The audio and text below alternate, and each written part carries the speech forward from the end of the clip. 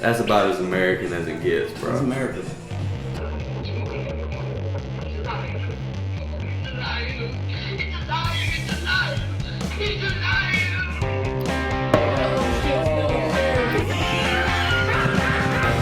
Is this thing on? Check 1 2 1 2. It's fucking crazy. They're invincible, indestructible, and he's living for like 10,000 years. 5, 4, 3, 2, 1. Hunt for Greatness podcast.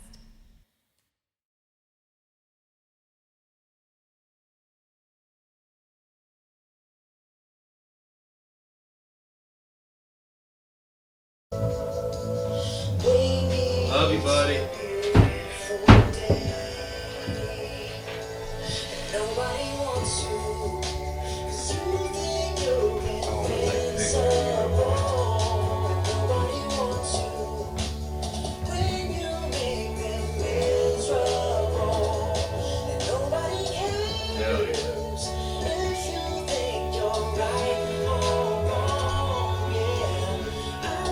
Some shit like that. Keep playing it. You play it on the intro, dude. Welcome. Oh shit, that was loud. Welcome. Yeah, we're good. We're recording. Just keep it playing. Just keep it playing. We're here with the highly talented Mr. DirtyWhite. Yes. Okay, slightly talented. Mostly driven. He said slightly. I said highly. Highly driven, highly talented, DirtyWhite. Oh, let me put my hat on, bro. Yeah, I had to pull up on my man's with some merch real quick. Oh, man. Dude. This thing is nice, boy. Dad has the wave, bro. Dad has her coming back. Man. Dude, you had it so loose that it actually fit my head, dude. Yeah, because I got a big ass head, so We I got automatically dreads. just start snatching mine. Well, mine's out there. You should see how big mine's pulled out. Is it? Mine's in my helmet in the other room, man. You should see how big that thing is. You can't even get your dreads through the little hole. You got to wear it over top, right? Yeah, I just kind of throw it on top, and if it sticks and too well, I will. Yeah. So first and foremost, everybody listening, that's your new shit playing in the Yeah, background, that huh? was a little preview. We didn't pay. We're trying. I hope nobody paid attention to that because I'm gonna give it some credit later on. But yeah, that's a new cut. I like that a lot, dude. If you need to pull this table towards you or however you need to get, just get comfortable. So our main mission here is to talk about your new album. So let's go ahead and do that, and then we might talk about aliens and fucking any kind of crazy shit y'all can think about. But yeah, well, yeah, we gotta get the so cuffing bullshit season. out of the way, because really, you know what I'm saying, when it comes down to it, if I start talking about aliens, I'm probably gonna forget I have an album. You know what I'm saying? Because oh shit, what was this now? Oh yeah, music. Fuck.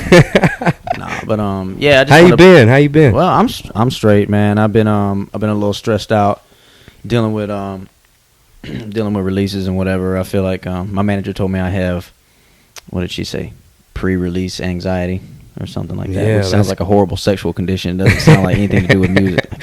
That's good to be nervous, anxiety. dude. I'm sorry, honey. I just can't take it when you're away. That's good to be nervous. That means you put a lot into it. You put your fucking heart and soul into it. Yeah, it's a lot of that, and it's a lot of just a little uneasy about how it will be taken.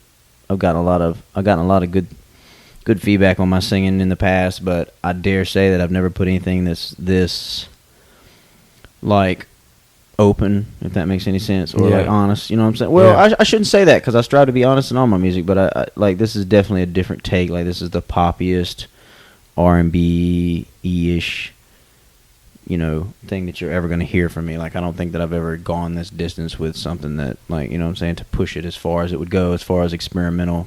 So that's mainly the part that I'm worried about. It's stressful in the fact that, I'm trying to line up, stuff like this, which I end up having a great time doing it. The only time that I'm really stressed out about it is when I sit and look at everything on paper, then I get overwhelmed, you know what I'm saying? But when I actually get out and start doing stuff, like, I've got an entire month pretty much of August lined up with podcasts. You That's know what I'm awesome. saying? Like, I'm trying to hit. This is my first stop on a Hunt for greatness. A mini, hopefully mini leg tour that I want to throw together, just a pure promo in August, because like you said, cuffing season's coming. Cuffing season. September. No, you said that. I just took that from you. Well, yeah, When's the album repeating coming it. out? What's the September 14th is the tentative date. September 14th. So the album is called "Call Me When You Get This."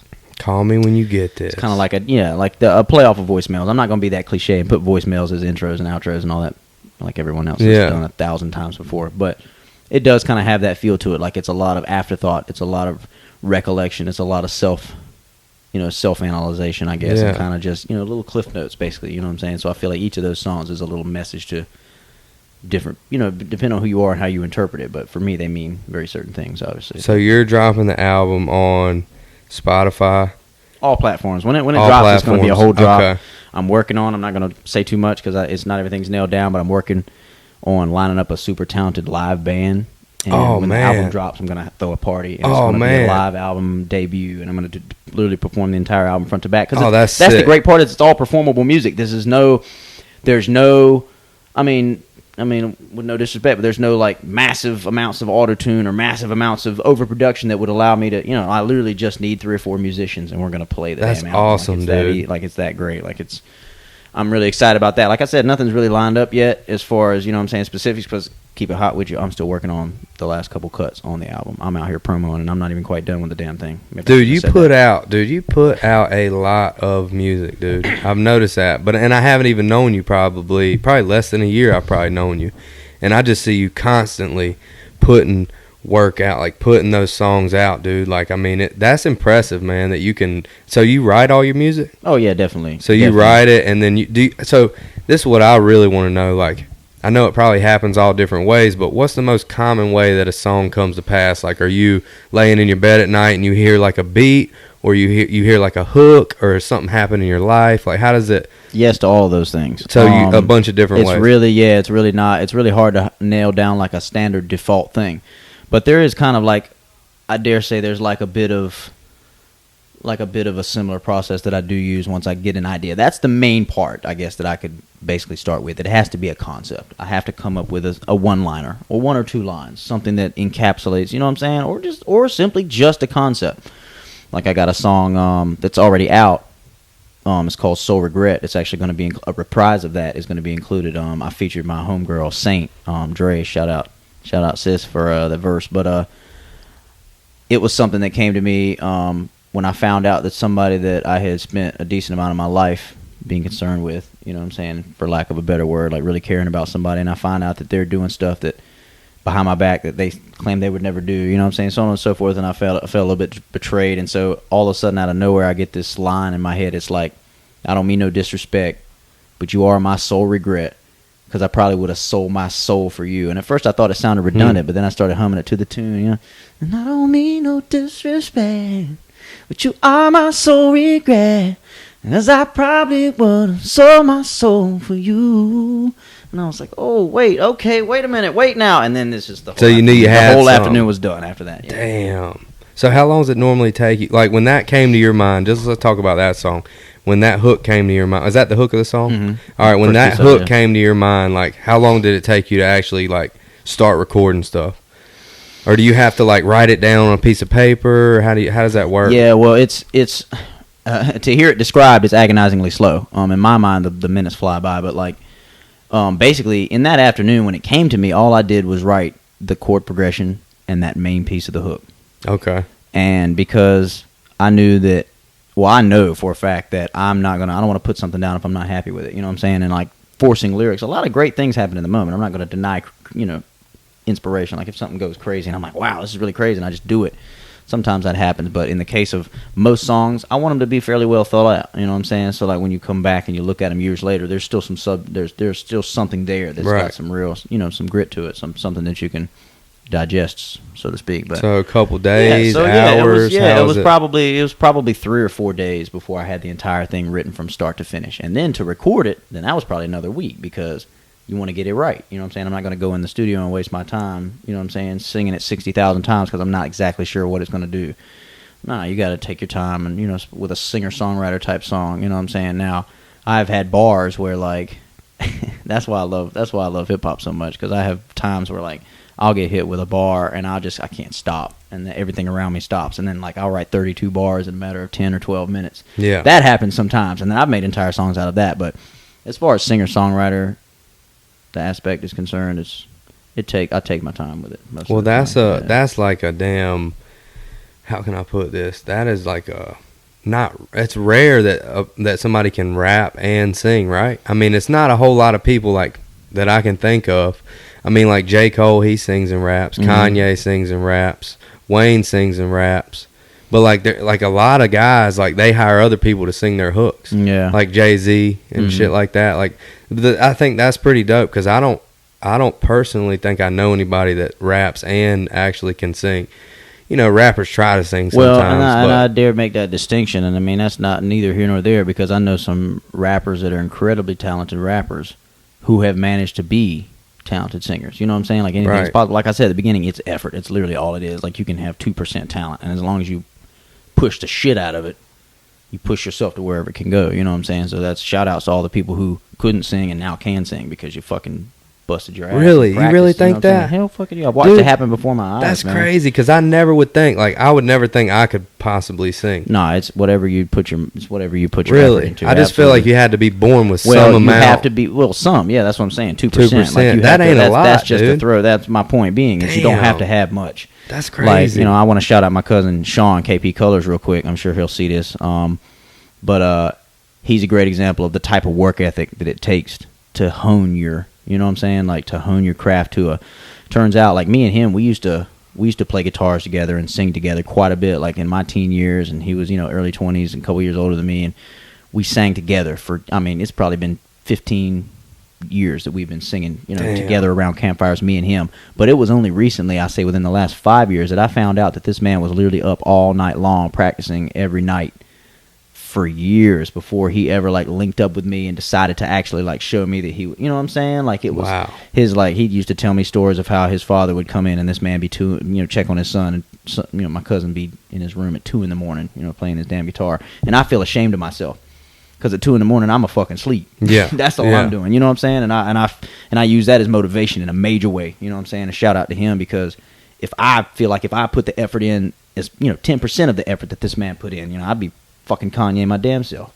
Not fucking Kanye, but I'd be fucking Kanye. You know what I'm saying? But you get what I'm saying. Like you have to, regardless of what you're given, you have to, you know what I'm saying? Like you have to eat it alive regardless. And that's one thing that you see, like I definitely want to shout out all the people who didn't necessarily see themselves doing something and thought, wow, well, I'm gonna see it through anyways, you know what I'm saying, and keep pushing and see what it takes, you know what I'm saying? That's with anything.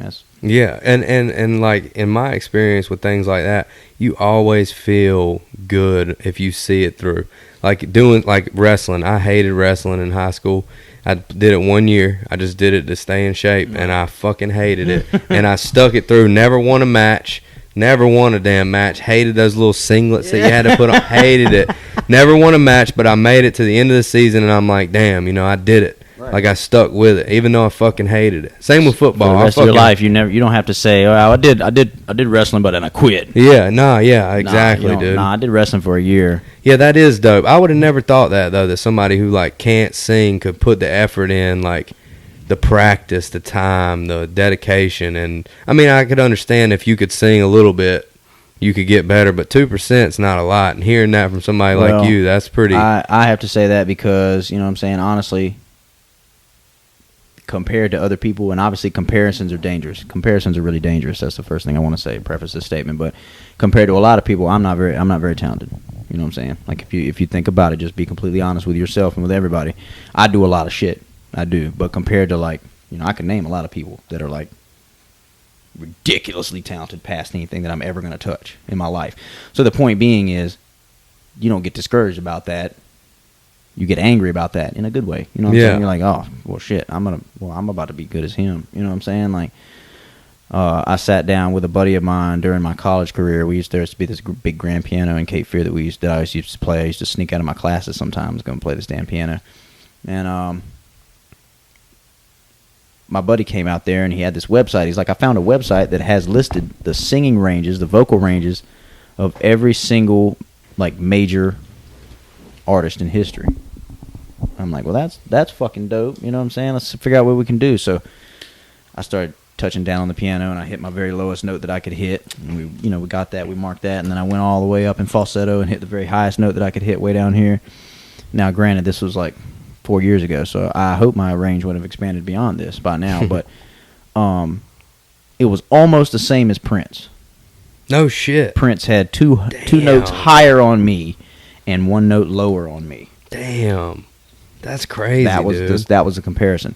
Now, obviously, I'm nothing like Prince. That was the point of the example. I'm nowhere as talented as Prince. I'm never going to be as talented as Prince. You know what I'm saying? Prince is a record-breaking, earth-shattering, you know what I'm saying, artist, musician, you know, rest in peace. But the point is, regardless of whether you got Prince's range or you got freaking Danny DeVito's range, you know what I'm saying? Like, it doesn't matter. Like, you have to pick what you want to pick and do it because you love it. And that's what makes you do it as hard as you can freaking do it. You know what I'm saying? It's not, you're not, no, I don't think anybody sits around literally going, boy, after these vocal exercises, I'm going to be the best that there ever was. Maybe there are some people like that. But I feel like, in my case especially, I just genuinely love music so much that when you're practicing music, it's not practice. You know what I mean? It's fun. It's You fun love as it. fuck. Yeah, you don't think about, oh, geez, I've been singing for 2 hours. Geez, let me stop. 2 hours goes by and Right. you're like, I work in a "Damn." sweatshop. God bless. You know what I'm saying? Like, and so I yodel my ass off all day. So people don't think I'm practicing. Oh, I'm practicing. I'm in that damn shop driving my coworkers nuts. I mean, you're doing what you got to do, grinding out. And they're just wigging out. I'm like, man, be quiet, man. I'm sick of this shit. Yeah. So you, when you first started singing, like, so you started singing in church choir, right? Well, not a choir. Just my very first performance ever. Yes, was in church. I was 6 years old. I sang "Jesus Loves Me" in front of everybody. And like, when you sang "Jesus Loves Me" and you were 6, did people pretty much know, like, this kid's got some potential? Like, he probably can go somewhere.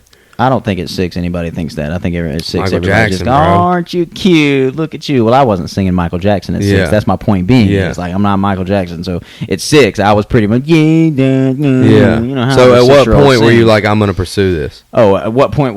Like, how Probably old were you? 21, 22. Really? Yeah, that's what I'm saying. My music has been therapy for me. Music is the reason that I don't smash my head through the wall and go Kyle on all the sheetrock around me. You know what I'm saying? Like, Yeah. music is the reason that I don't have, you know, marks in places that there shouldn't be marks. And music is the reason why that I deal with things, you know what I'm saying, that I necessarily probably wouldn't be able to deal with. So on and Well, so music forth. is So- how you deal with things sometimes. Like, from the song you were just saying. Like, you're thinking about something from your past and, like, this is Yeah. how I'm going to deal with it. This is how I'm going to get this off. When you say taking it seriously, I guess maybe I jumped the gun at that. I say take it seriously to me means put it out and pursue it and promo Yeah. it. That's probably, Okay. 19 years old, 20 years old. How old are you now? My first shows that I started doing were 19. I'd been in the Okay. booth. I had been actively recording for 3 years. I started recording at 17. I linked up with my boy, Young Will. Shout out DJ Young Will. Hit him up on Instagram, by the way. Hosting, party, DJs, events, everything. That's my boy, 5 Point Records over there, holding it down. But we linked up at when I was 17 and he was 15, and he was starting to get into recording, and he had, you know, a decent but pretty rudimentary, you know, recording system. We had a decent mic and a little decent interface, and we went and we started recording, and we started doing all kinds of remixes, and he started recording me and learning how to mix, and I started learning how to deliver my raps better, because I've been writing raps since I was 13, 14 years old, you know what I'm saying? But obviously, what do you mean by taking it seriously? I wrote raps in my free time, you know what I'm saying? I was too busy with what was going on around in my life to really care about pursuing anything, you know what I'm saying? Like, it was all therapy. It was all... So when you graduated high school, pretty much. So yeah, I kind of got out of high school, started going to Cape Fear and rapping real heavy on the side, and when I started to really, you know what I'm saying, do that, then it kind of was all downhill from here. But my whole life, I mean, obviously, yeah, all through middle school, high school, I played the shit out of every instrument around me that I could get my hands on. I played around with mandolins and tried to learn the violin, and pretty much got terrified about that. I can't, fretless instruments bother me. I don't know why. I've never played one. Only Violins guitar. don't have any frets. Yeah, you no literally have to fret. just guess where your fingers are going. It's not a guess. Obviously, people that know how to play violin know exactly what they're doing. But so anyhow, yeah, I just played everything that I could play, and piano and guitar, and took all the influences that I could. I grew up extremely conservative, which is another story for another day. But that was kind of a stump in my musical development, because up until the age of 16 or so, which was when I left my parents' house, I wasn't allowed to absorb anything that wasn't Christian related. Okay. That didn't have to do with Jesus. I mean, even contemporary praise music was too upbeat. If there was percussion. Really? My father feels very, very strongly about music and its influence on the mind, and it should only be used for Jesus, and, you know, so on and so forth, which, I mean, no harm, no foul. Teach his own, I yeah. agree to I agree to respect everybody's opinion, but he definitely made it a point to restrict me from any type of movement that would prevent me from, you know, secularizing my music or listening to anything that had to do, you know what I'm saying, all throughout while, you know, NWA was happening and Eminem was happening and Dr. Dre was happening, and so all the amazing music that happened. I was born in 93, so By the Okay. time you're old enough to appreciate music. How old are you when kids really start to appreciate music? I guess was probably 10, like 11, 12, I was probably something in 12, there. 13. Yeah. So the music at that point in time, I missed out on years and years. And when I hit 16, I hit the ground running and I left. And I started downloading stuff to my iPod, and my mind just started turning wheels, man. I started finding out all kinds of stuff. Big L, NWA, Lil Wayne, Birdman, the whole Dirty South movement, you know what I'm Yeah, saying? yeah. Andre 3000, I was listening to Nas, I was listening to Kanye, I was listening to Jay-Z, I was listening to everything I could get my hands on. And It's like a whole new world opened completely up to you. forgot about anything that didn't have 808s and a clap in it, you know what I'm saying? Like, that was all I cared about. And I mean, I still devoted utterly to hip-hop. I love it. I mean, you'll hear, I'm promoting an R&B album, and it really is an R&B album, but you'll hear hip-hop influences all through there. The beats, the production, the way stuff's put together, the breakdowns and stuff. It's Is it all- mainly you on the album, or is it features? Or? I think there's going to be a total of like 2 features on the entire So it's thing. mainly you. Yeah, basically 100% me. Wow, that's fucking sick. It's dude. all self-production. I played all the different pieces of the different instruments. Sometimes I sample myself. Sometimes I play live. The song that I was playing on the intro, "The Beautiful Day," it's got some live bass in it. There's a couple of songs on the album that have live bass on it. So it slides, man. So you awesome. just pick out songs you think would be good with that. Like, so you're saying like a bass player in a band can play that while you sing it. So basically, like you were saying, you could have a band play with you while you sing. If I cloned myself 5 times, I could play the whole album. Damn, that's crazy. Yeah, but I don't. So I found some super talented guys here from the port city, and I'm in talks with them. I've been sending them some little Google Drive links on and off, getting them to listen to snippets of stuff that I'm doing and getting them to see what they're thinking about. And if they agree to it and we can get everything set up, I'm going to send them a whole pack of, not sheet music, but basically just chords and stuff to help them along. And we'll probably have to have a few rehearsals, obviously. But once we get shit straight, if everything happens like it happens, like I'm wanting it to, it's going to be a really, really good time. It's going to be a really So you awesome want to? Do you debut. want to raise money there? Do you want to promote the album, or both, or how do you want to? I mean, yeah, I'm with it. I mean, if I put all the money and effort into it, then I You need to anticipate get something. taking. Yeah, it's gonna be a little something at least, just to help me get my Yeah, pants hell back. yeah. But Will the you most- let me know anything like that, and Oh, I'll yeah. share it on my Facebook. I'll Definitely. share it on my Instagram, oh, whatever. if You going I to get a bed? chance, it's definitely gonna be You something going to special. bed? All right, love you. All right, it's bedtime. Give me a kiss. Night, give me a kiss. Hey, Kiss. You gotta go to bed. Night. Night, buddy. Nope, you gotta go to bed. Homeboy wants to get on the yeah, podcast. that's right. Ain't nothing wrong with it. Love you. Get a little action in. Night. That's so something that's interesting to me is like, do you think that you being them not letting you have access to the type of music that influences you now, do you think that played a part in who you are, like as Dirty White, or Landon McClellan's your real name, right? Yeah. So do you think that played a big part in who you are now? I mean, yeah, Like definitely. molded you? Definitely, yeah. I think that's a core part of my psyche. I feel like everybody's early upbringings has a critical role. What role do you think it played with you? I think that by denying them, or by denying me, I should say, certain things, I feel like they created an easy avenue for me to kind of like an eternal hunger, if that makes any sense. Yeah. Like that, I'm not very easily satisfied, and especially when it comes to myself, I feel like that's one. If you're willing to take a step back, a slightly larger view than just the music specifically, you know what I'm saying? Just to say my upbringing Yeah.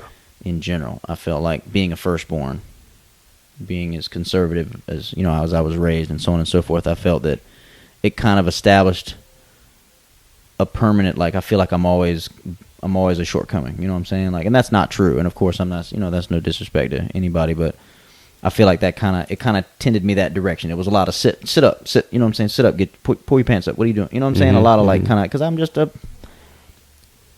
some people call me a fuck up, you know what I'm saying? Lack of a better term, but I'm just kind of, you know what I'm saying? Like, not give a fuck type of dude most of the time, you know what I'm saying? And like, I understand that everybody's got a different take on the world, but back in the day when I, turned rebellious at 13, like everybody does, I feel like it was met with a lot of pressure, and instead of, but I'm not anybody to say, as far as parenting, so don't take any of this don't take any of this to mean I'm telling them like, well, my parents should have done this. I don't, dude. Parents are just kids having kids, man. You know what I'm saying? Like, nobody knows really Yeah. what's Nobody going on. knows Like, what did Morty say? No one's here on purpose. Everybody's gonna die. Please just come watch TV. You realize what a guessing game it is when you have a kid. You're like, damn, my parents didn't know shit. No, it's terrifying. I know that I don't know shit right now, and I don't right have a now kid either. to tell that I know shit. You know what I'm saying? Like, I don't even have a son to say, son, I don't know shit. I'm just telling you, I don't even have a son. I'm telling you, I don't know shit. So, so I have to. I mean, I thank them for giving me everything that they did give me, the positives that they did give me, that I'm trying to work to my favor.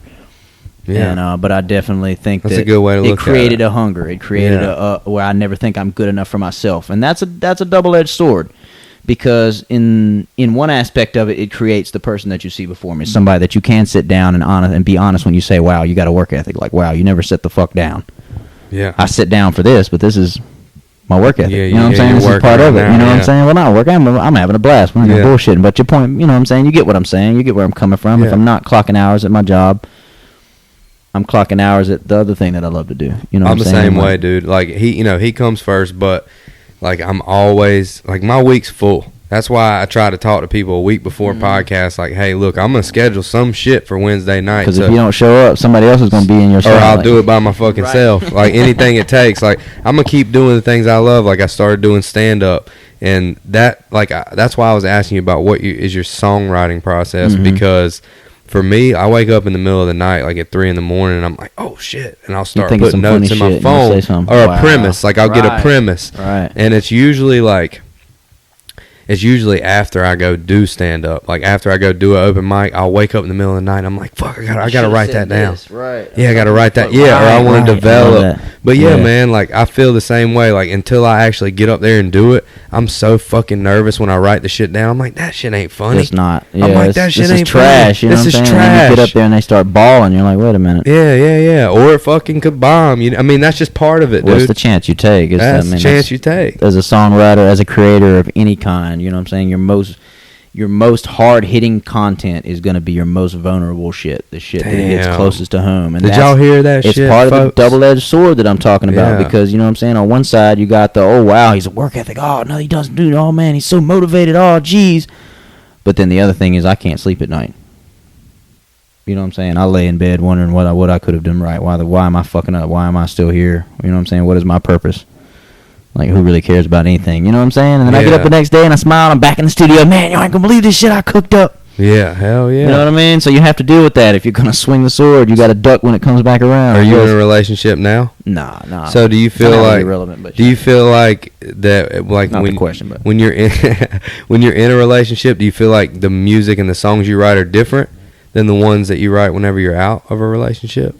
Or do you pretty much rock single, I'm bro? pretty much a failure. I don't rocking single sounds like I chose it. I'm just a failure, really. I mean, and that's just being honest. I've had multiple chances with really good girls and I've failed all of them. Do you think that influences some of your lyrics and your songwriting? Yeah, definitely. Because the one you were just talking about, it just seems like those experiences and the songs that I've heard from you seem like they kind of maybe come from past experience, like real shit. You're not just making shit up. 100% of it is real shit. Yeah. That's why it's so hard for me to accept this album, I guess, if that makes sense, because part of what drew me to hip hop and made me love hip hop and rap to begin with was the confidence, you know what I'm saying? The feeling of being powerful. When I write my rhymes, I'm nicer than anybody else in here. You know what I'm Right. saying? Like, it's that great feeling that when I step up into a crowd and I'm in a line with a bunch of MCs and we all gonna spit, that I can, with confidence, you know what I'm saying, pick that mic up and know that, you know what I'm saying, I'm the dopest one in here. You know what I'm Right, saying? right. Like,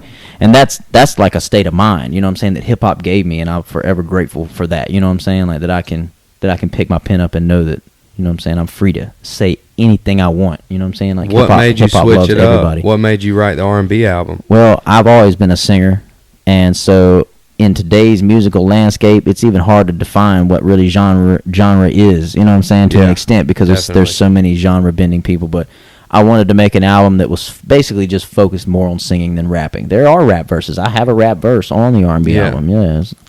Mostly R&B, though. But yeah, it's a lot of singing. That's basically the point of the album. Was that everybody's like, Dirty, you sing. You know, why do you not do it more often? Like, what are you doing? You know what I'm saying? Like, why are you out here constantly just rapping? But you're doing Constant like bar what play, you and feel. you never sing. You're doing well, yeah, what that's you my feel. point, and I came to terms with that. That criticism made me aware of that fact, and made, well, not necessarily criticism, but it's just, encouragement from people. Like, Yeah, wow, yeah, you should yeah. really do a singing album. It's not like I wrote a Mike Posner album. You know what I'm saying? Like Yeah. it's not all soft and fluffy. Like there Yeah. are some hard ass. There are some parts that are like some real cutting edge. Like the rap verse that I have on one of the tracks. It's chock full of references, but it's something along the lines. The first part, it starts out as like, I just want to be that acid vat that makes you smile but drives you mad. I just want to be that silver bullet that brings you back to the ways of man. I just want to be that salt shaker that reminds your wounds you're still alive. I just want to be that poison goblet that makes you question every single lie. I just want to be the neosporin that soothes the wounds that should never heal. I just want to be that spark of hope so you feel things you should never feel. I just want to be that perfect moment that you want to have but you never will, because I will always be your alter ego that you'll always hate but you'll never kill. Wow.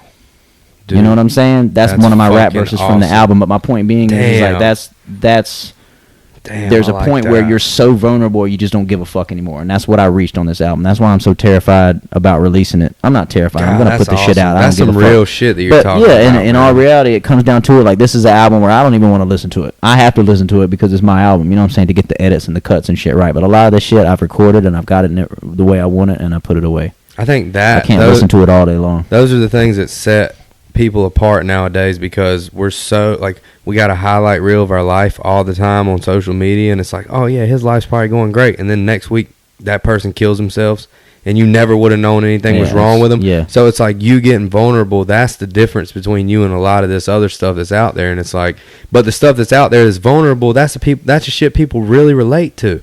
Like, that's the type of shit when I go on stage and I tell jokes about vulnerable shit, those people are nodding their head like you're nodding your head, and they're like, yeah, and then that's funny to them because they feel it. They just don't know how to put it into words. They've been right there, and they know what Yeah. you're talking about. Yeah, so that's my main focus as an artist beyond this album, to anything. And Yeah. that should be your main focus as a comedian, or anybody's sure. main focus as somebody who creates and then, gives back to a crowd, is that you touch them and make them feel some type of way. You know what I'm saying? If it's good or bad, I just feel like emotion in general. If I'm able to change this, people are, how many times people be in the subway, Oh yeah, LMFAO, dude. Yeah.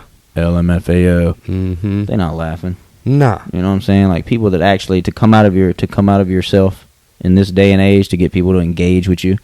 That's the one thing that propelled me, really. The strongest motivation to finish this album is watching people engage when I sing. When I go live on stage, it's different when you play somebody a song. Anybody can be, oh, I'm a singer, yeah, and then, oh yeah, studio magic. Anybody can play you anything. You know what I'm saying? Right. So like, if I play you a song in your ear, you may like it, you might not. What I go off of is when I get on stage and I put that mic in my hand, that first rip, when I fly up all the way to the top and do a bunch of runs all the way down, do everything, and the crowd just stops and everybody turns around. They're looking at the stage like this. Damn. That's what I go off of. That shit right there, and that's the whole point of this album. Like, this album is full of that type of shit. You know what I'm That's saying? awesome. Just off the So you honed in on that fucking Try to. aspect of your talent. to an extent. Yeah, basically that's what it is. And I just that's one reason I'm nervous about it, because I've made, the past 3 years I've screamed hip hop at the top of my lungs, you know what I'm saying? And I'm still screaming that. So I don't want anybody to get it misconstrued, like all of a sudden, oh, he all brand new now, you know what I'm saying? Oh, look at him. Oh, okay.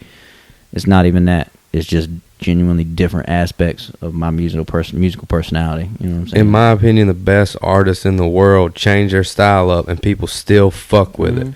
Like, that's what sets a good artist and a great artist apart, in my opinion. Like, just from like painting. I thought it was stealing and borrowing. Good artist borrow and great artist steal, something like that. Nah, let me stop.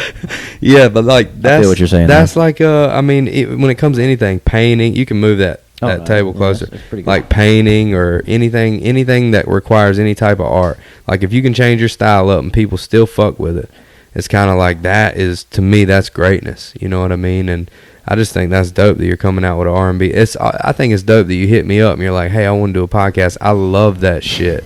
Like, that shit fucking, dude, I get so excited over shit like that. I'm like, yo, this motherfucker hit me up, wants to come on the podcast. I'm like, hell Definitely. yeah.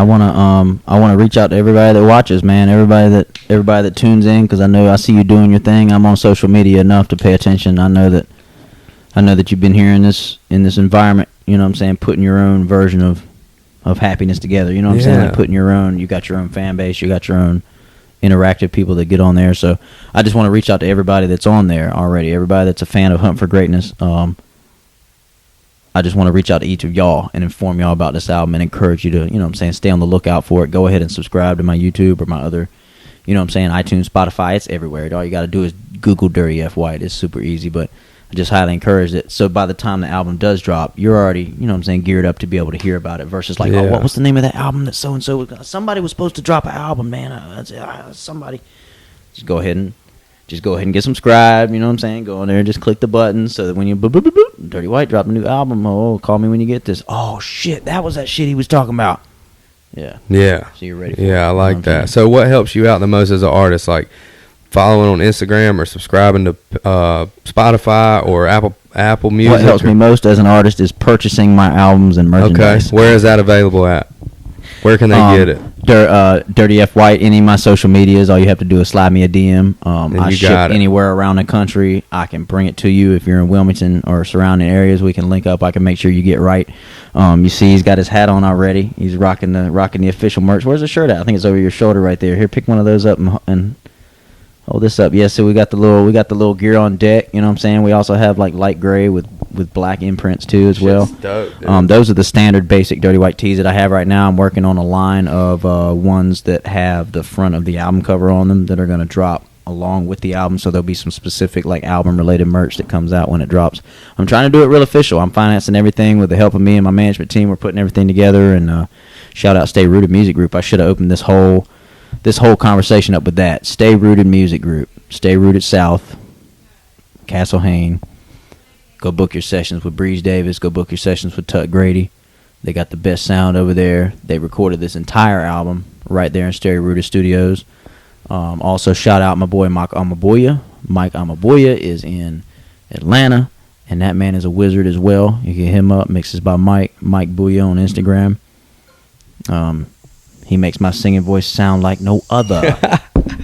So that's the main man responsible for the mixes on this album. I'm going to start a live feed and tag you in it real quick so we can go ahead and... You got to tag Dirty White. I deleted my personal Facebook. I noticed that today. Did you see I tagged you in something today? Well, I was on just Dirty White page? I was just promoting. Oh, yeah, no, that's... I see everything that's related to Dirty White because I got a... I'm trying to tag you in it, dude. How do I do that shit? At Dirty White. There we go. I was trying to capitalize. Hey, there we go. Perfect. Thank you. I'm just going to put it on. You cool? Yeah. Oh, yeah. I'm good. Brat. We real official, boy. I feel like a real life celebrity. So that, so this right here, the reason I try not to put like a bunch of live shit anymore is because it fucks my YouTube up. Oh, really? Yeah, like people won't get on my YouTube and shit because they'll see like 10 minutes of it live and be like, but the quality fucking sucks. Yeah. The quality sucks on Facebook Live. But like on my YouTube, it'll sound just like it sounds with our mics or whatever. So yeah. But yeah, fucking everybody God on bless Facebook YouTube. Live, check out my man's new album dropping September 14th. Yeah. We got to get that. Right now. Yeah, you got to open it up, man. Get yourself on the screen too. Nah, fuck that. We're good. Nah, I just don't want to get up. I just don't want to get up. But yeah, the reason I stopped doing Facebook Lives is just because the quality's so bad, and like people think that's my podcast, right, and it's like this is the podcast right here on YouTube, like this, and then this is the audio right here on my website and on Spotify. Like the audio sounds crisp and clear like this, you know what I mean? And that shit sounds like straight up garbage, dude. Because Facebook Live was meant for 13-year-old girls who just got to the middle school dance. Yeah, we about to do some. Facebook Live is not meant for professionals. Dude, play something on that speaker and let's see how it sounds on the mic. I just want to hear like some shit from your album, dude. Let me play a little something slight here. Hold on, give me 2 seconds. My brother's texting me up. We're about to give y'all a sample of this new Dirty White album. Yeah, let me throw something down for you real quick. Well, first of all, I could throw you a little Beautiful Day again if you want to hear that. Yeah, I do.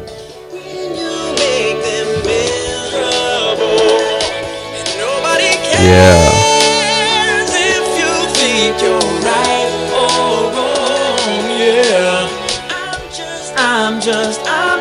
I'm just glad you're gone.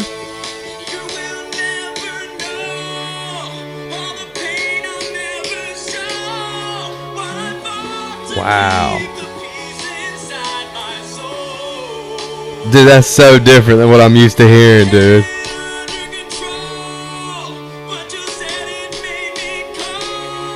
And that's why I'm gonna die nobody likes me. 'Cause I think I'm invincible, and nobody wants me when I make them miserable, and nobody cares if I think I'm right. Follow that right there. We got merch. Oh, I'm so bad. I'm so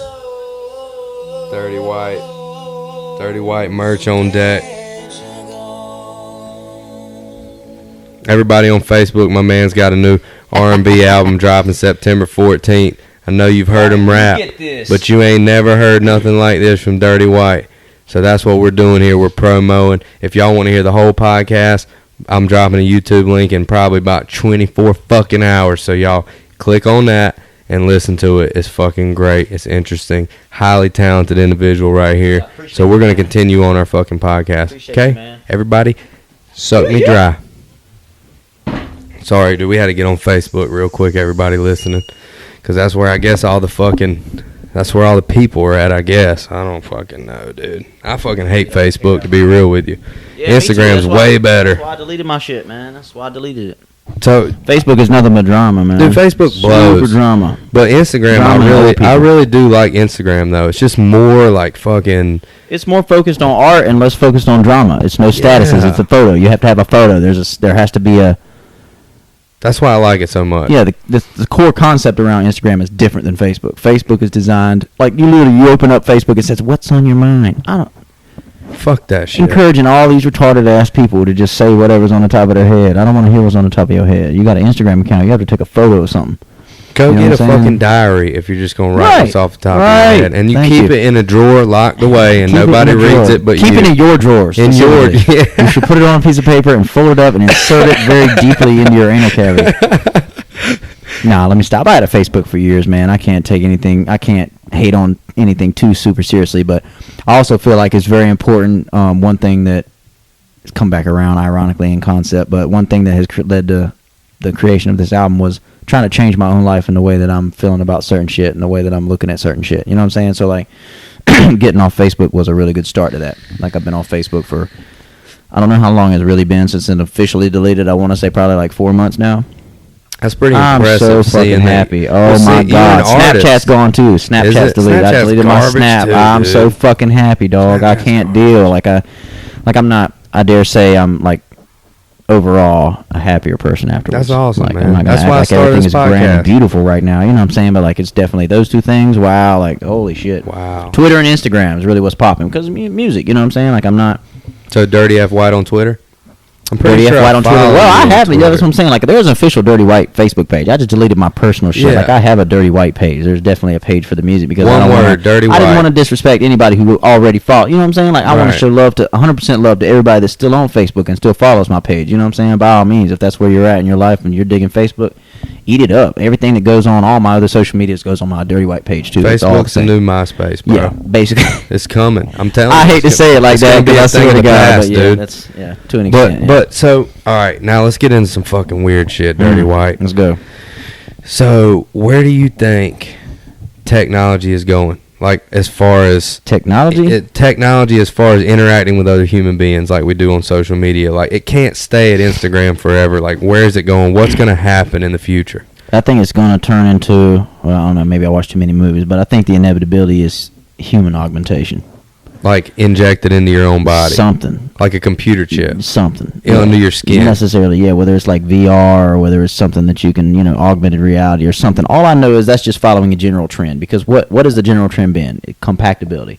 We used to have a camera and a compass and a clock. Cameras used to be like this big. You know what I'm saying? Cell phones And used to you'd have only be in a car. Exactly. You used to have 6 or 7 different items that's now all combined into this. Yeah. So the inevitability is somebody one day is going to get tired of putting their damn hand out and picking their phone up. Like, Right. oh, that's such a bother how I have to put my hand out and pick something up off the table and use it. You know what I'm saying? I should put this in my arm so I can just think about it and it pops up. You know what I'm saying? Like, I don't know. Just a little visualization. I could see that, though, because people are fundamentally lazy. That's the point of technology, you realize. Right. Which is hilarious because you can literally dial back that to the beginning of time. You know what I'm saying? And some faraway desert. Any innovation. Somebody who was trying to, build a giant, a giant altar to his god or something was like, this would be a lot easier if I had an incline. Then I could roll these stones up instead of stacking them by with my back and pulling my back out every time. You know what I'm saying? And he was like, yeah, this is way easier now. Look, there's an incline. Look, boop, boop, boop, boop. Look, honey, I built the altar in 3 hours today. Took me 3 weeks last time. Sacrificed 6 goats this week. You know what I'm saying? Yeah, like, so I can't hate on ease of access, but yeah, that's where technology is making things easier for us. What do you think is doing this human interaction? It's diminishing the importance of it. That's what I think. I feel like there are people. I literally have known people that I thought I knew. Like, wow, I can't wait to meet you. Oh my God, we've been texting for 2 years. You know what I'm saying? Like, holy shit. And then we get in person and we don't have nothing to say. No chemistry. We ain't got nothing to say. Isn't that crazy, dude? Because a text message happens every 10 minutes, 5-10 minutes, and it seems like you're having a real conversation. But dog, if you're sitting in person and you have to say a word every 3 seconds, look what we're doing right now. We're actually having a real conversation. Yeah. If me and you were texting, this conversation would take 6 weeks to have. Oh yeah. If it was had for it would never happen. You know what I'm saying? It would Yeah. never happen over text. It would happen over meaningful phone. human interaction. You know what I'm saying? Like I want you to put your phone down and look across the table and you acknowledge your mother, honey, when she says something to you. Dude, that's crazy because I think the same thing as far as like I think we'll be able to eventually probably read each other's minds and shit through some type of technology, and we won't even like people will forget how to make noises with their mouth.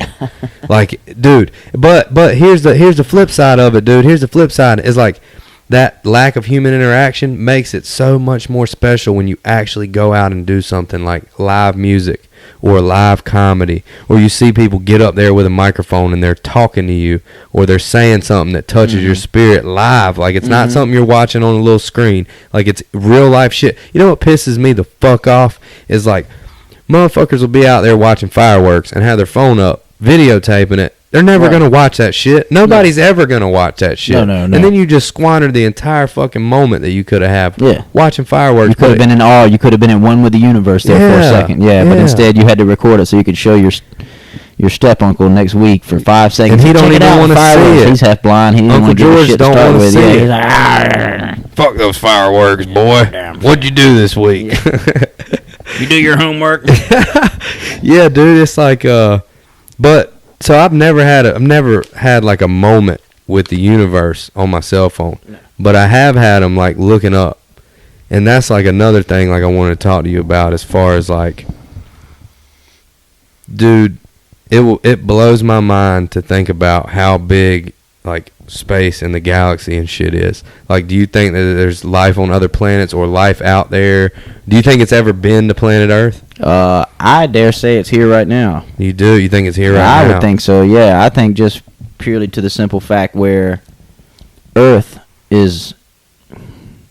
Well, it depends on what worldview you have, first of all, and obviously you have to understand I'm biased. I was raised in a Christian household. You know what I'm saying? Right now, if you go on DiscoveryChannel.com, they'll tell you that the world is billions and billions of years old. Way older than the Christian religion. If you believe what the Bible believes, which I'm not necessarily, I dare say I'm a little agnostic, so I'm not going to point my fingers either which way, but I'm just telling you where my ideas about aliens is based. You know what I'm saying? The Earth is quite a bit younger than that. I'm not going to necessarily say I agree with 6,000 years, which is the Christian estimation, but I dare say it's not billions. I don't know. My point being is, if it's billions, then you might as well bet your bottom dollar that somewhere out there, a billion years worth of evolution has invented somebody that can show up and you don't know he's here. That's all I'm saying. If we've been here for 6,000 years and you want to believe the Bible and we've already gotten to the moon in 6,000 years, then again, the moon landing, maybe conspiracy theory too. If you want to go down there, if you want to go that far, maybe, dude. Just say for the sake of our conversation that the moon landing is real. You know what I'm saying? Then yeah, in 6,000 years, man went from fire to, you know what I'm saying? Now we're walking around on Mars and whatever. We got a rover out there that tells us exactly what the dirt's made of on Mars. You know what I'm saying? Like, so in a billion years, you don't think there's somebody out there with a fucking ship that can fly beyond the solar system? Oh, come on now. Come on. Dude, I mean, I think the same thing as far as, like, something had to have gotten here at some point and left its mark, and it might be right underneath our nose, and we just don't know. Or we could be it. Yeah. We could be the spawn of fucking aliens, dude. Like, an alien could have came here from wherever. That's the scariest concept of all of them. And is that we're a monkey. Descendants of a humanoid-based bipedal primate, potentially based. Yeah, We're like half monkey, half alien. Yeah, dude. an alien showed up and was like, "Damn, that gorilla's ass looks so good," and just fucked it. You know how long it took me to teach this monkey to suck my dick without peeling it? No, that's a Dave Chappelle joke. I gotta give him That's credit for that. fucking funny, Dave's dude. the man. Dude, that's crazy to think about that. Like we could be the descendants of aliens, dude, and like evolution and shit. I don't know Well, what the just talking about the fuck's true. descendants of aliens. I mean, what is alien? To somebody who lives on Jupiter, we are aliens. We're aliens Descendants to my them. ass. You know what I'm saying? That's what Yeah. makes me believe in it, is because of relativity. There's just so much. There's no way that you can't. You know what I'm saying? Like relativity. Like when you come back to it, like everything is based on perspective. Dude. We're here on this rock thinking this is the only rock. Are there aliens? I wonder if there's aliens. I'd be willing to bet there's a planet somewhere watching us going, damn, they're really fucking it up. What are they doing? really Oh that shit, they're eating the stupid. planet alive. God, they won't. Why is everyone at Harris Teeter using the plastic bags? Jeez. You know what I'm saying? Why are they dumping? Get your shit together with toxic waste. Oh, God. We gave you 100,000 years. You only made it to 6,000. What's wrong with you people? That shit's crazy, dude. To think about people could be watching us, dude, and what we're doing, or not even really. It could be people. Could be, dude. They say now we didn't even know until like 20 years ago. We didn't even know that there was orbiting planets around stars in the galaxy. Like when you look up at stars, 1 out of every 5 stars you see has an orbiting planet in the Goldilocks zone, which is the habitable zone, which is like planet Earth. 1 out of every 5 fucking stars you look at. Every star is a fucking sun. So if you want to do the actual math, go ahead and take your dumb ass outside and count every single star out there and then divide it by 5. Dude, The thing is, you won't get to the division. You'll fall asleep counting. they fucking, dude, what's crazy to me is when they figured that out. When they figured out that here's how they find those fucking planets. You probably know this, but for anybody listening that doesn't know, they point a telescope at the star for an indefinite period of time, and then whatever, like they have a percentage of light that gets blocked between the planet, our planet, and that star. And when that percentage of light gets blocked, they measure it with some type of tool, and that's how they know there's an orbiting planet around that star. Yeah. Now they've seen fucking They measure photons. It's a photon thing. okay, and Photons they come from stars at a set rate. They're able to determine off of that set rate of photon movement where that gap is. You know what I'm saying? If you're getting steady photon input, oh, there's the gap. and there's Oh, more 2 or photon input. 3%. Yep, there was your gap right there. Wherever that gap was when that planet went by. Dude, I've read this thing or saw it or some shit somewhere, and it was about like the percentage that actually gets blocked out, like you're talking about, the photons, and usually it's like 2 or 3%. They were looking at a star, and almost 40% of that star got blocked out by something, and it was like all right, they measure it on this little chart, and it's like basically like a dip in the light. Well, this sumbitch dipped way down and stayed there. Because whatever it was orbited into a certain point and stayed there, stopped orbiting, and they think it was like some type of fucking huge space station, like fucking 1,000,000 times the size of the fucking Earth. So it was something that was capable of maintaining stasis, like it stopped in orbit. Yeah, it stopped. You can look it up on YouTube. There's videos of it. What is that? Yeah, you got to send me a link to that. I will. That's awesome. Dude, I'm gonna I was watch in the that. gym and I watched or I was listening to, and I'll pick up my phone and look at it every once in a while.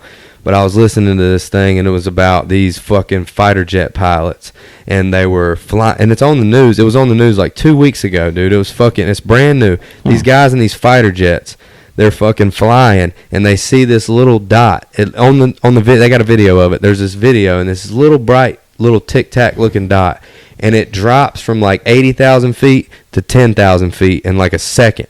And these guys are like trained fucking badass professionals, and they've never seen anything like it. They're on the radio, and they're like, yo, what the fuck is that?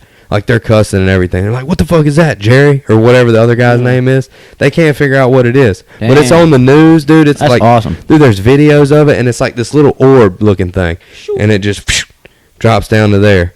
And it looks like a little tic-tac. Just look up tic-tac alien or tic-tac spaceship, dude, and it'll come up. It's on CNN. It's on Fox. It's on that Tucker Carlson guy show. That was the most interesting one because they were like talking about the fighter pilot and what he said. And like these ain't like hillbilly motherfuckers in the hills making shit These up. are people that have spent years training to be professional. If at what anybody's gonna see it, wouldn't you think it would be somebody like that? If anybody's gonna see it. They have way more exposure to that type of environment. You know what I'm Way saying? Like, more, dude. who's going to see an alien in their living room? Well, I was playing the Xbox last night and an alien knocked on the door. Well, people say No, that you shit, have- and it fucks you it have up to for go out- everybody. Yeah, you got a ton of people that are out here spouting bullshit. I think that if aliens are as advanced and as amazing as they have the potential to be, you know what I'm saying? Like, yeah, we don't have really a slight chance in hell of talking to them unless they allow us to. You know what I mean? Like, I don't want to dick ride humanity, but we feel pretty confident in ourselves a lot of times. You know what I'm saying? Like, we're the baddest, most developed people out here. You know what I'm saying? Like, we haven't even cured cancer yet. Yeah, right. We got on the moon and we were like, hot diggity dog, look at us go. Now we're too worried about launching nukes back and forth, and people, you know what I'm saying, politicians, the entire planet is consumed with itself and what we're doing for us. So you have to consider, like, if we are on planet Earth like any of the other, you know, fabulous planets that we're talking about in other places, you got to consider maybe they're selfish as hell too, and maybe only a few percent of their top percentile achievers have bothered to deal with space travel and or exploration. You know what I'm saying? So maybe the few aliens that we have or have had sightings of are the Neil Armstrongs of whatever their planets were. You know what I'm saying? Like the top achieving guys that put some shit together and we're like, hey, we're gonna go see what that planet is over there. You know what I'm saying? It looks green. They could see, the thing about it is They pulled up on us. They could be less advanced than us. They could be the fucking bipedal hominids. They could be the apes.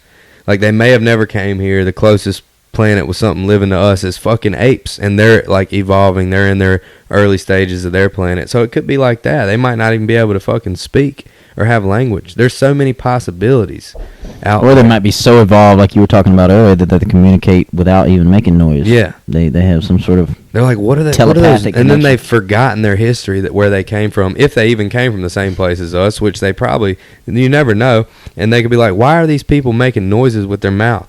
And that's just, dude, there's fucking a million possibilities. So if you're going to come to me and be like, that's not possible, get the fuck out of here, dude. Get the fuck out of here. Dude, if I can look Definitely up at the possible. stars, dude, if I can look at the fucking stars and 1 out of every 5 has a planet in the Goldilocks zone, get the fuck out of here with that. It ain't possible shit. You go up and look at the sky. You tell me, dude, that right there tells me everything I need to know. yeah. Like, is that a fucking illusion? Well, I mean, it blows my mind because if you look at it from either side of the story, you've got a whole group of people, like I said earlier, that are looking at it from the creation side. Of course there's aliens. God created a ton of intelligent beings, you know what I'm saying, across this universe. And you got a whole group of people over here that are like, of course there's aliens, you know. A billion years worth of evolution. How couldn't there be? The inevitability is that we are way too concerned in the light of the vastness of the universe and what's going on. I find it really hard to get angry about somebody's petty status on Facebook. Yeah. I find it really, really, really retarded to concern myself with. You know what I'm saying? I just feel like in the grand scheme of things, if everybody on Earth sat down and talked about aliens once in a while, that they would realize how big everything really is, and that you spilling water on the floor is really not that important. I'm not going to scream at you about it. It's not a big deal. But people really be losing their heads, their relationships, their money, be losing their whole shit out here. And none of it really matters that much. You know what I'm saying? Like, you should enjoy the time that you have. You know what I'm saying? Because, like, I feel like if aliens pull up and tell us that there's some grand giant reason to live, you know what I'm saying? Like, who do the aliens have the answers? You know what I'm saying? Are we to somehow imply that the existence of aliens, proves that there is a reason to exist at all? Like, no, that's I dare say that if there are aliens, they're probably searching for the same answers that we're searching for, which would explain why they're in ships flying around, trying to figure out, what the hell are these guys? I wonder if they got it right. Global warming shit where I come from. What are you guys doing? I'm going to tell you, pack your shit and go back home. Pack your shit and go back home. Trump's president. We need 6 more nuclear plants by the end of the month. I think every person in the world should know that every galaxy has a black hole, okay? And the theory is that if you go through that black hole, you get into another galaxy that's full of black holes. You go into that galaxy, there's another universe with another black hole, and there's millions of universes in that galaxy. Like, it's infinite is what, like, the top scholars think about the galaxy. And the shit is infinite. It's ever expanding. So it's bigger than infinite. Or I don't even know. That's so fucking such a big concept. I can't even barely grasp it with my fucking brain, dude. But like you go through one door and there's millions of galaxies and millions of fucking solar systems that have millions of black holes, and you go through one of them and there's millions more. Like, that is fucking absolutely insane, dude, to think about. Like, it's a little bit bigger than fucking Facebook. You know what I'm saying? It's a little bit bigger than dropping that fucking water on the ground. It's a little bit bigger than dropping my album. It's a little bit bigger than dropping anything. It's just the right size to be kind to everybody. You know what I'm saying? Like, try to get your shit together as much as you can. It's just big enough to prioritize, you know what I'm saying? And like pay attention to things and so on and so forth. I feel like people are really, really caught up in a lot of petty shit, and I say that with all intent, because I am that person. You know what I'm saying? Like, this is all coming from me. I'm the world's worst. You know what I'm saying? Like, it's hard for me to find motivation. You know what I'm saying? To be nice to people and to live for the moment, because that's really it, though. It's just, you know what I'm saying? Just plan ahead, but live for your moment. You know what I'm saying? Live for that moment. Well, there's freedom. Aliens might pull up and shit could go down. You know? There's freedom and there's growth in knowing that, what you just said. All right, this is one thing I'm interested to know what you think about. So I'm always interested to know about what people think about aliens and shit. But I've never asked anybody this on the podcast, but I'm really fascinated with like what is a soul and what is a spirit, and like because we can't see them, and like I haven't read anything about it to sway my opinion, and which I don't even know if I have an opinion, honestly. But I want to know like what is it to you? Like, I feel like you can maybe feel somebody's spirit or their soul sometimes, and it's like this unseen fucking connection energy that we have with other human beings, and it's like, it's almost like love is the most similar thing I can compare like a spirit and a soul to.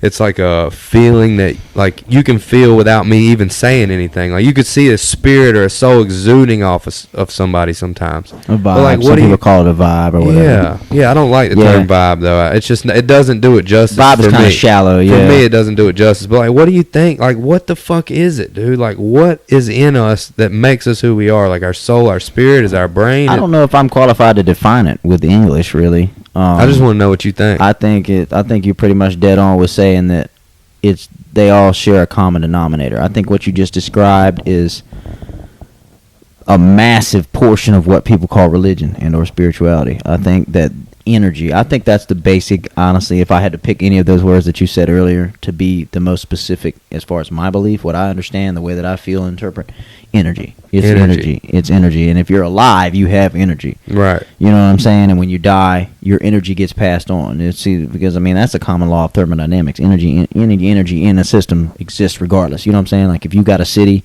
and you weigh the city and it weighs 10,000 pounds, and you burn that city to the ground, all the ashes and the smoke and the dust will still weigh 10,000 pounds. It doesn't matter.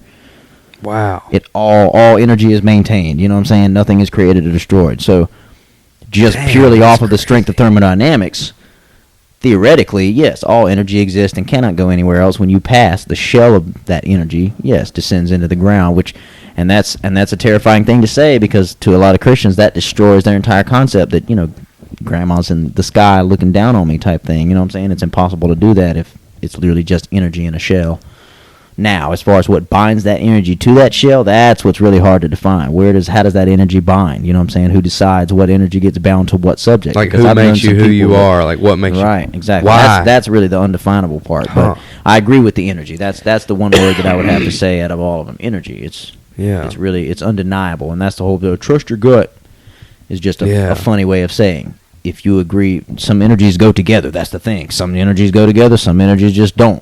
Right. And it's important for your mental health, everybody's mental health, to find energies that you're good with. Yeah. Yeah, well, I think that, like, complementary energies is fucking amazing. Anybody that's met somebody with complementary energies, bruh.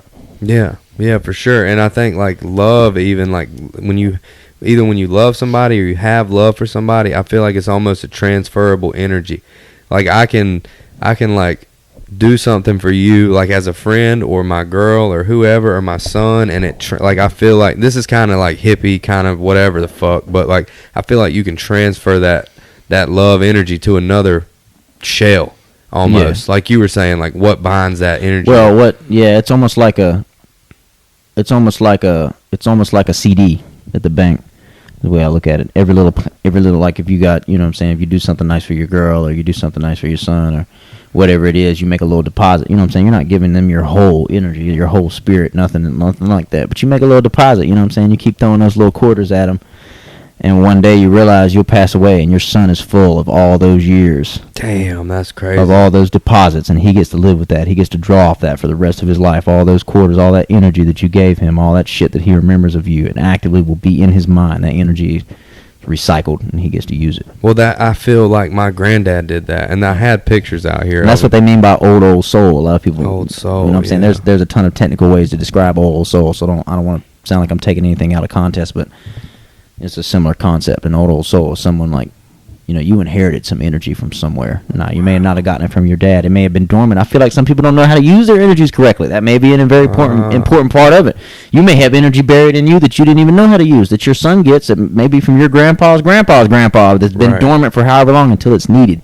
Then he gets to use it. He figures out how to unlock it. You know what I'm saying? That's a crazy story in and of itself. You know what I'm saying? How do you find your energy? How do you unlock? So kind of hate to keep beating a dead horse, but this album is a good example of that. Me finding some energy that I didn't ever know that I had, really. You know what I'm saying? That's awesome. That I wasn't prepared to explore. You know what I'm saying? Until now. Do you think that, now this is just what I think, is like, do you think, I feel like getting out of my comfort zone allows me to access sometimes energy that I didn't know. Yeah. Do you think that plays a part essential. sometimes? It's absolutely essential, yeah. And getting out of your comfort zone helps you discover all kinds of shit about yourself. Did you feel comfortable making this album, or do you feel like Hell you no. got out of your comfort zone? No, I was very uncomfortable. So your making this comfort album. zone is like bars. Like, Yeah, this is definitely. this is where I'm comfortable. I Dude, love that's bars. fucking so dope that you got out of your love bars. comfort zone. But the thing about bars though is like you make your comfort zone whatever you want it to be. And the irony, you know what's something crazy? Here's a mouthful for you. Your comfort zone can be uncomfortable. Huh. What the fuck do you mean? You can be uncomfortable as fuck, but as long as you find a way to rationalize it or you find a way to deal with it, that's your comfort zone. If you're a martyr, if you always just feel like a martyr all the time, oh God, why me? Inevitably, you're just gonna be a whiny, you're just gonna be a crybaby all day because that's your comfort zone, is being uncomfortable. I'm speaking to me once again. I'm not pointing fingers. You know what I'm saying? Like I've been that place in my life. You know what I'm saying? Like I'm just uncomfortable as hell. I hate everything around me and everything's shitty, and that's why I'm still there, because that's my comfort zone. That's what I'm used to. I'm not allowed. I want to let myself be happy. I won't let myself smile and enjoy the sunset, because I have to be angry. That's my comfort zone. If I'm not angry, I don't feel right. Right. Do you think it's important? Was it important for you making this album and in your life to get comfortable being uncomfortable? I think it was important. Wait, to get comfortable, to like be in your, like, to be out of your comfort zone and be like, this is normal for me now. a new version of normal. Yeah, to an extent. New version of normal. Yeah. I like that. Damn, shit. I should have called the album. I like that. Wow, like that's the that. name of something. That's got to be a title for something. A new version of normal. Dude, that's so sick, because that shit's such a loaded fucking statement. Because like I really feel like that energy that you're talking about, I don't get it unless I'm uncomfortable. At some point along the line, like, all right, well, I might eventually get comfortable going on stage and telling jokes, or now I'm comfortable doing podcasts, depending on who's sitting in the seat. Like, I can get a little uncomfortable sometimes, but it's rare. But when I first started doing this thing, I was like, this is uncomfortable. Like, I know somebody's going to listen to this. I'm going to hear my country-ass, hick-ass fucking accent on the phone, on the microphone. Who are you talking to? But, you know, it's just like getting... Somehow, like, at some point down the line, I was uncomfortable, and now I've accessed an energy that I didn't know existed, like you were saying. Yeah. And hopefully I continue to do that throughout my life. Yeah, and that's the thing, is like we like, as humans, I feel like we like to feel accomplished. We like to feel like we're doing something, you know what I'm saying? And that's a double-edged sword as well. I feel like in the fact that if you make a list, you know what I'm saying, it depends on how you define your list. You could be incredibly successful or incredibly unsuccessful, you know what I'm saying? Somebody who makes a list and goes, brush teeth, check, eat breakfast, check, put on clothes, check, go to work, check. You just checked off 4 things. You're tempted to feel pleased. I want my checklist to go, create new campaign for ad management, check. Create new concept for album, check. Finalize business content. You know what I'm saying? Like, people make tiniest little things that just so they can feel better. You know what I mean? So when you take yourself, when you're in your comfort zone and everything's going smoothly the way it's supposed to be, and you look around and you're like, wow, I'm really not growing that much. Wow. Why am I not growing very much? Why am I not any sharper than I was yesterday? It's because you set up your little comfort zone around you. You got everything just perfect. And you congratulate yourself. Finally, got everything just how I want it. Not realizing that by doing that, you just cursed yourself. Yes. To be mediocre until you make that next, till you boot your theoretical self off that next cliff. You know what I'm saying? Whatever that next step is for you. And no matter the people result. that are able to move successively between steps are the ones that are the sharpest and the ones that are the meanest and the cleanest. Because being able to snap between those steps, recognizing immediately when when something's starting to become a comfort zone, even if it's recent. I've just started doing this. You're already in it. It's already a comfort zone. Move on. Next thing. Yeah, and or that has step to it up or innovate My or point do being, something different. push the energy that much harder. You know what I'm saying? It's not necessarily change your game plan if you know for a fact that sit-ups are going to get your abs straight. My point is don't stop at 60 reps. If you got 60 reps and you've done 60 reps for a week, bump it up to 80. You know what I'm saying? Don't quit the gym entirely. Just bump it up to 80. You know what I'm saying? Yeah. Like give it that next, push it that much farther. Go get that shit. One more layer deeper. And do you feel like you learn from your failures? Do you feel like that's a pivotal, very poorly so, but yes. Like you're just bitter about it? Yeah. Yeah. I mean, what mistakes? I learn very well from mistakes that I'm able to quantify and understand. And that's a lot easier said than done. You know what I'm saying? If I go in the studio and I stand too close to the mic and I yell out a little big loud note and it blows, you know what I'm saying? And the frequencies are horrible. My engineer says, that sounds like crap. Go in there and do it again and stand about 4 more inches away from the mic. I can learn. Next time I'm in the booth, I'm not going to get that close again. Right. I remember that. Yeah, I'm not supposed to go back because that's something that's easy and quantifiable. You know what I'm saying? But when, the love of your life walks out and takes all her shit and slams the door, you know what I'm saying? And you're standing there with your coffee cup and your robe in your hand, you're like, wait, what the fuck did I do now? That's hard. That's hard to quantify and specify and be like, okay, so this is what I should not do the next time. You know what I'm saying? You literally have an arc of a story to go over in your own mind before you can even start to pull pieces out of that. And that's a completely random example, you know what I'm saying? But I've had some similar situations where it's just like shit just fell apart and I'm just confused. And in all reality, any given third party, come along and be like, well, I could have told you that from the beginning. Here's your problem, this, and the third. You didn't see it because you were in it. It's you were hard in your to spot little comfort by zone. yourself, You weren't sharp enough to dig out of it because you were in your comfort zone. Yeah. You sunk down in that little spot that you made yourself.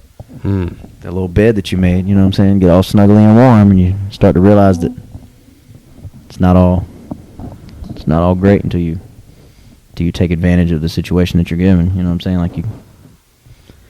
It's sad too because the more accurate that you are at defining and learning from mistakes, the more pliable you are, the more elastic you are when other situations hit you. You know what I'm saying? It's not till you, what do they say? If you can dodge a wrench, you can dodge a ball. Yeah. You know what I'm saying? You don't even think about dodging anything until a wrench is thrown at you. Yeah. Then you dodge the shit out of it because it's a wrench. You know what I'm saying? The point is, you should have been dodging the ball other thing before. Yeah. You know what I'm saying? Yeah. Before the wrench even came. But people, myself included, they'll stand right there until a wrench comes. Yeah. Exactly. Yeah, that's so this album is probably going to be a fucking huge part of your life and where you're heading, man. If you got out of your comfort zone that much and you were willing to step out and to grow and to put this thing out and get vulnerable and be nervous about it, this is obviously going to be something fucking great. I'm terrified. For you. It's going to be great for you, man. That's all. I'm excited for you, man, to be able to do something like that. Dude, there's no way we can't grow from things like that. There's no way. That's what I hope for. And honestly, I'm not trying to sound selfish, but even if a single person don't fucking listen to this album, I'm not going to give a damn because I'm a different person after making this album. From the person that I was when I started making this album to the person that I am right now. I'm not going to act like I'm brand new or anything, but I'm trying to grow, and we all trying to grow. And if making a sad-ass, little mushy-ass album is what it takes to get over some shit and be happy and successful to an extent more than you were before, then served its purpose. You know what I'm saying? More 12 times over, you know what I'm saying? Just as therapy in itself. So what do you need these listeners to do? What do they need to do? I need you guys to just go look me up. Go Google me, Dirty F White on Google. Go subscribe to my Spotify. Go subscribe to my YouTube. If you have iTunes, Apple Music, it doesn't matter what platform you're on. I guarantee you can find me. Tidal. The only platform that's a little iffy is Pandora. I haven't checked recently. I'm not sure why Pandora is so bougie. It's kind of garbage. Kudos to them for being bougie, but they have a whole separate group of curators that curates after the distribution website curates. Like I have an account that I distribute my music through. They have curators, you know what I'm saying, that listen to your content to make sure you're not uploading, really trashy shit. And then Pandora has curators, their own set of curators, apparently, that curate what's been curated. Apparently. The fuck out of here. It's been a while since I've checked, but there was a while that I was pretty discouraged with Pandora, and it would never allow me on there, so... That's how you know you're doing it right. Well, Pandora can't get you on there. That's how you know you're doing it. We'll see. I mean, one of these days, you know what I'm saying, it might pop up. But yeah, as of right now, you can Google me. Please add me on any of the social medias. Like I said, Dirty F White. That's YouTube, Facebook, Instagram, Twitter, all the above. I'm really excited about this album. I've dropped some snippets. If you go through my social medias, you'll find snippets of stuff. I watched some of that I've dropped. Yeah, some stuff. I sang The Beautiful Day. There's also, I have a secondary account. Interestingly enough, that we would talk about singing this whole time. I have a secondary account called Damn Dirty Can Sing. For real, that's it. Just go look it up. Damn Dirty Can Sing. All it is just acoustic uploads. Like that's my favorite. Standing shit. In the kitchen. That's my favorite shit, bro. Honestly, that shit's so raw and like down to earth and just fucking. Yeah. Damn. I had one where I was like in the rain. Did you see the one where I was in the rain? I don't know. There was one that I put up. It was pouring down rain at my job the other day, and I took my shirt off and ran outside and started singing Reasons at the top of my lungs. I don't wanna know. Like. That shit makes you feel alive, don't it, dude? Man, I thought it was hilarious. I was out there having a blast. I'm goofy as hell. I don't give a shit. Yeah, go subscribe, man. I appreciate the love, man, for real, coming out here. This is the first stop of many, but I'm gonna be back here. I'm gonna end up on this couch again and everything. Well, yeah, but whenever you figure out, like when y'all do the band and everything live, come back on. We'll go live the whole time on that one, and we'll just kind of promote that. Anytime. Well, that's what I was about to say. You can bring your setup out or wherever it's going to be at. I want to have all the coverage I can get. It's fucking awesome. Hell yeah, dude. I'm super excited about it. I hope it all goes down. Shout out to the band. You know who you are. I'm in talks with them to get everything together. I did all the instrumentation myself, so I'm going to have to probably create a series of like performance tracks, you know what I'm saying? Yeah. Take some of the percussion and the bass out and stuff so they can play that live along with it. And a lot of work you're talking about. Man, boy, let me tell you, heart and soul into it's going to be worth it. All the songs are really solid. That's the part that I'm excited most about, I think, about the song, is that I dare say on any project that I've put out up to this point, there have been favorites of mine, and there's been songs that I just thought were on there because other people would like them. Even though they're my songs and I dig them, you know what I'm saying? Like there are some that really, really speak to me, and there are some that are just dope for this or some that are just dope for that. But there's different lanes for everything. So I definitely I broadcast. You know what I'm saying? Anything that I have, if it's quality and I like it, I put it out. But this album, like every single one of the songs is my favorite song on the album. That's every single one that I listen to, I'm like, damn, that's my favorite song. And then I listen to the next one, I'm like, oh, damn, no, I think this is it. And then I listen to the third one, I'm like, man, I don't know, dog. I think this is the favorite one. I just keep on doing that. So maybe it's just because I'm really excited still about it. Maybe I drop the album and let the dread slowly creep over, and then I'm just like, I hate them all. The whole thing is trash. Nah, it's exciting. I'm excited for you, man. Let me. Can I play you one more thing? Absolutely. Let me play you one little snippet. You want to hear dude. some funny ass shit? Where's it at? Let me see if I can find it.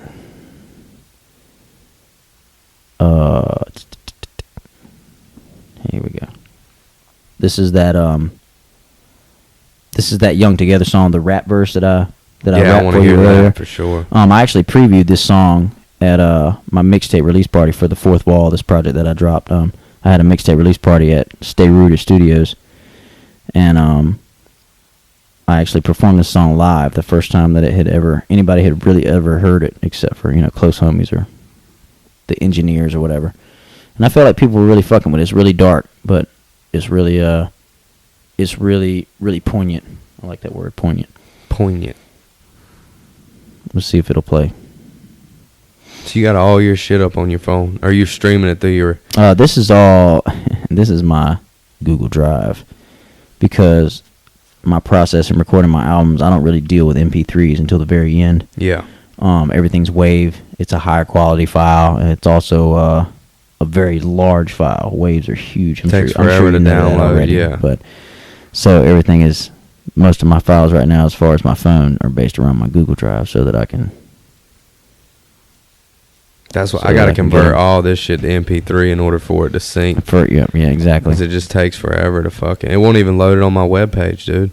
If it's a WAV file, it won't load it. Because it's so big. But they're great quality audio files, though. You can't beat it. There's a site that's called, was it Bandcamp? You ever heard of Bandcamp before? Bandcamp is an online site. It's you can create a profile and all that, your artist profile, and it's pretty self-contained. Bandcamp is actually pretty cool. If you want to add me on Bandcamp too, Dirty F White on Bandcamp as well. But Bandcamp allows you to like put up your merch and like you can do a ton of different stuff with Hold it up Bandcamp. to the mic. But they only allow MP3 and AIF uploads. They don't even let you upload MP3s at all because of the loss of audio. Yeah. Check this out.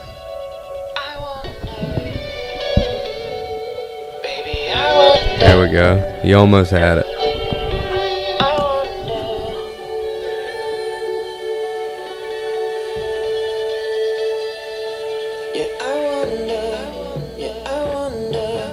Will you let me kiss your scars?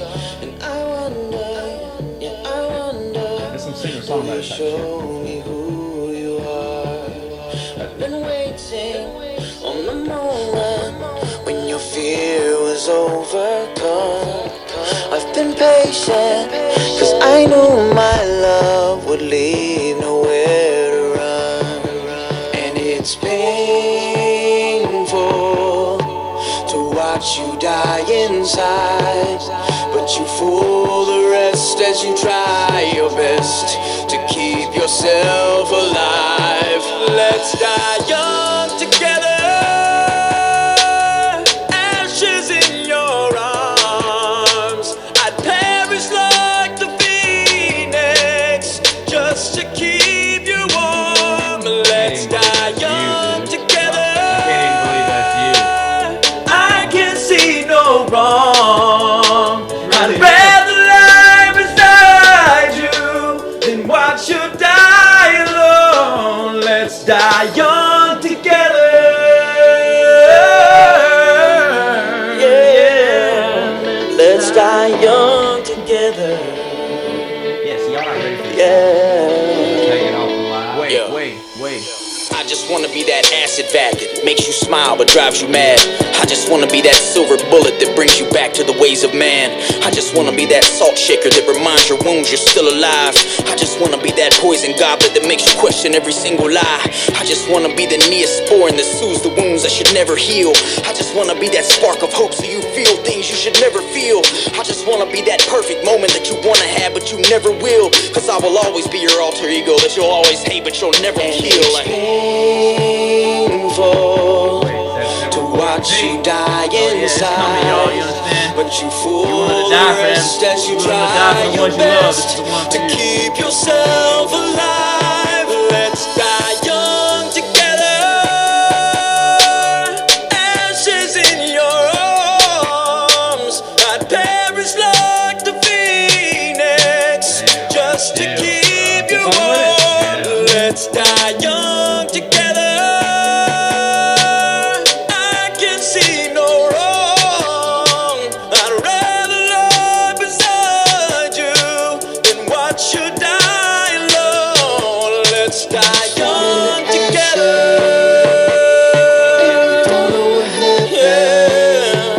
Let's falling to ashes, and we don't know what happened. Damn. September 14th, you motherfucking little furry squirrel rabbits. Hey, little squirrel rabbits. Hey. I appreciate the love, man. But September 14th, Dirty White. That's a follow. little slight. That shit's so Don't tell awesome. nobody you heard that. Ah, Don't tell nobody you heard that. That's top dude, secret. I love that. Dude, that don't even sound like anything close to what you've put out anything that you've ever. ever heard. Exactly. That's Dude, that's so like, that's why I'm so fucking terrified about this album. That's just one vibe. You got stuff like that. You got stuff that's real acoustic. What sounding. number is that Dude, on I the got a song. album, Me and dude? Breeze got a song together on the album that sounds like an Ed Sheeran song, dude. Like What? it's all guitar, acoustic guitar. Like I'm hard-headed. man, Let's dude. face it. I give great advice, but don't take it. I make the same mistakes I've been making, and then I blame somebody else. You know what I'm saying? Like, Damn, I'm stoked. I'm fucking slight stoked. shit. What number on the album is that song? I have no clue. I haven't picked don't the album. know. I'm gonna make like 25 That tracks shit and pick right like there. 9. So I'm like 15 or 16 tracks in. I've got like 4 or 5 tracks left until I've got my 20, and then I'm gonna pick 9 out of the 20. That song honestly sounds That like... one I hope damn sure makes it, because honestly, if I feel like if that doesn't even make the album cut, I still have to release that later because I'm so in love with that track. Like if I don't put that track out, I'm gonna be mad. Dude, that sounds like something you would hear on like the crescendo of a fucking movie Like to me. something just real dramatic. That's what I'm saying. Like Yeah. it's not no standard old bullshit. Like this album, like I promise you, when it comes out, like you're gonna want to go get high and just be in the dark.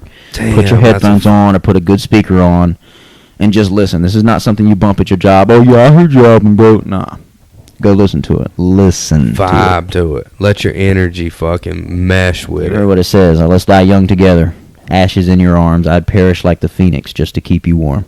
Damn, man. I really dig that track. That's a play off What's of, the name of that track right there? I'm gonna probably call it Young Together. That's Young what it's called right Together, now I on like Google that. Drive. Damn, I like that. I was gonna September call it Ashes 14th. in Your Arms, but that sounds kind of cliche. That sounds like the whole freshman in high school. Ice burns like fire. Like nah. I definitely like Young Super corny. Together, dude. Young Together is kind of Yeah. more simple. It's more straightforward. Yeah, hell yeah. Dude, that's fucking awesome. Thanks for coming on the podcast. Oh yeah, thank you for having me, bro. Thanks I for letting appreciate us all the preview watchers, some everybody that's tuning in and fucking with it, man. It's Yeah. much love. And what I'll do is I'll tag you in some shit whenever I drop to YouTube, and we'll get it popping. Yeah, Start definitely. I need sharing some it links up. and stuff. Yeah, because I'll throw it in my Linktree. I found out this dope little app called Linktree, Yeah. and it condenses all your shit into one link. So like if you go on my Instagram profile right now, Dirty F White, you click Linktree, boop, it pops up. It'll give you 6 or 7 dope little tabs. Bravery My Bravado on YouTube, Bravery My Bravado on iTunes, Oh, it's got all your Fourth different Wall on platforms. iTunes. Like you can literally custom type all the links and add all your Oh, own links, yeah. and you can create. There's many as you want. Like some people, I know some artists of mine that have a ton of shit out, and like you you swipe on it, it's a ton of shit. If mine's only like 6 or 7, because it's like the highlight reel, Yeah. kind of the most cream of the crop stuff that I want to offer you. I don't want to overwhelm everybody. Oh, what do I pick? It's just like 4 or 5 little options. Yeah. But my point is, send me the link, and I'll add that on my link tree so that anybody Perfect. that goes on there will be able to see. You know what I'm saying? Like, this is how they can get the to know you. podcast. This Yeah. is what I'm on right now. This is For my shit. sure. Yeah, for sure. Yeah, thank you for doing this, man. Yeah, thank you for having me. Big thank you to Walmack Electrical Contractors for sponsoring the podcast. If you need any electrical work done, hit up 910-231-7679. Follow them on Instagram. I run the Instagram too. So just in case you're wondering why it's so goddamn phenomenal, it's because I run it. It's Hey. Walmack_electrical_contractor. No S on the end of that. Hey. Hit them up. We appreciate them sponsoring the podcast, and I appreciate you doing this once again. I'll do a fucking million podcasts with your crazy ass, dude. Hey, it's time Thank to y'all go. for It's time to listening, work. folks. Hell yeah.